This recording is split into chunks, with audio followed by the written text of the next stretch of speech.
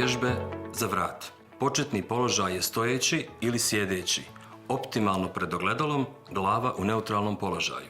Iz početnog položaja savijati glavu prema dole, težiti da brada dotakne grudni koš, osjetiti zatezanje stražnje strane vrata.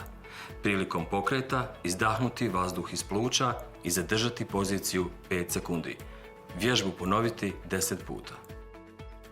Tehnički izvesti sve kao kod prethodne vježbe, sa tim da se rukama intenzivira pritisak sa stražnje strane glave prema naprijed. Poziciju zadržati 5 sekundi. Vježbu ponoviti 10 puta.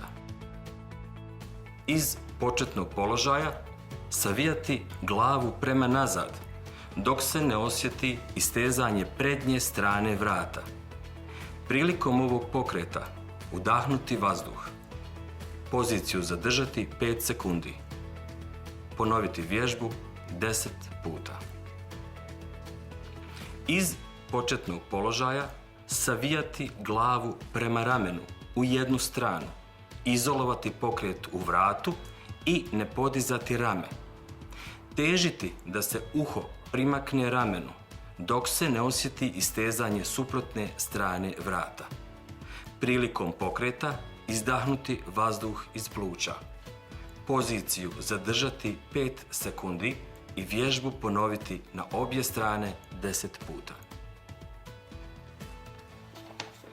Tehnički opet izvesti sve kao kod prethodne vježbe, uz dodatno istezanje rukom na glavi u regiji iznad uha. Poziciju zadržati 5 sekundi i vježbu ponoviti u obje strane 10 puta. Iz početnog položaja okrenuti glavu u jednu stranu, na primjer pogled u desno. Osjetiti istezanje suprotne strane vrata. Prilikom pokreta izdahnuti vazduh iz pluća. Poziciju zadržati 5 sekundi i vježbu ponoviti u obje strane 10 puta. Tehnički opet izvesti sve kao u prethodnoj vježbi, uz dodatno istezanje odgovarajuće ruke na bradi. Poziciju zadržati 5 sekundi i ponoviti vježbu u obje strane po 10 puta.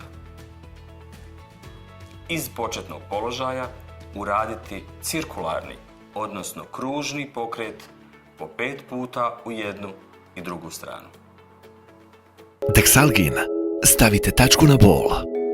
Prije upotrebe pažljivo pročitati uputstvo o lijeku. Za obavijesti o indikacijama, mjerama opreza i neželjenim dejstvima lijeka posavitujte se sa ljekarom ili farmaceutom.